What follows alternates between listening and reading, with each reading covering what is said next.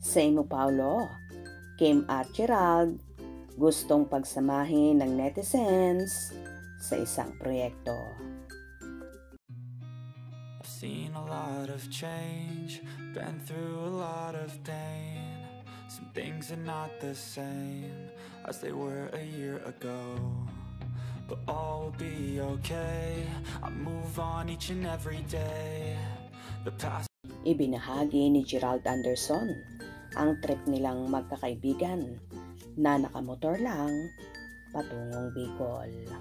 Sa kanyang posted photo sa Instagram page, Bicol, you are beautiful. Thank you for the amazing experience, amazing view, great food, and warm people. I had a great time exploring this beautiful region with my sport machine brothers. Where to next for DMC, Cebu, #Drama Moto Club. Kasama ng aktor ang kanyang motor buddies na sina Sam Milby, Jay Cuenca, at iba pa. Ayon sa aktor, ang next destination daw nila ay sa Lingayen, Pangasinan. Ang nakakatuwa, hindi tungkol sa pagtatravel ng grupo ang komento ng netizens, kundi tungkol sa ex-girlfriend ni G na si Kim Chiu. Nagre-request ang mga netizens na sana raw ay gumawa ng movie ang dating magkarelasyon. Anila, hoping for a reunion movie or series with Kim Chiu. Mature role this time. Hopefully, sana nga, pero may love team na kasi si Kim.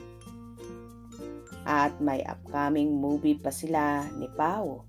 Pero inaantay ko talaga ulit ang Kim Emerald movie. OMG, glad to know na hindi ako nag-iisa sa wish na to. Still looking forward na magkakaroon sila ng project together. Lakas ng chemistry at laki pa rin ng fanbase ng #Kimerald. Yes, sana nga po alam nating may Kim Pao na, pero Kimerald pa rin talaga umaasa pa din magka-project sila. Ako din kahit hindi movie, basta magkasama sila.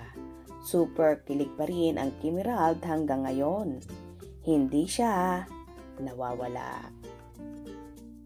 Wow, nakakaloka talaga ang mga request na ito ng netizens na pagsamahin muli sa proyekto sina Kim at Gerald.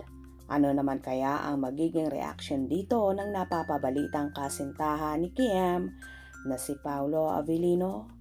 For sure, okay lang ito sa aktor dahil tanging trabaho lang naman kung sakasakaling ang mapagbibigyan ulit ang Kimerald. Hope you enjoyed. Please subscribe for more info.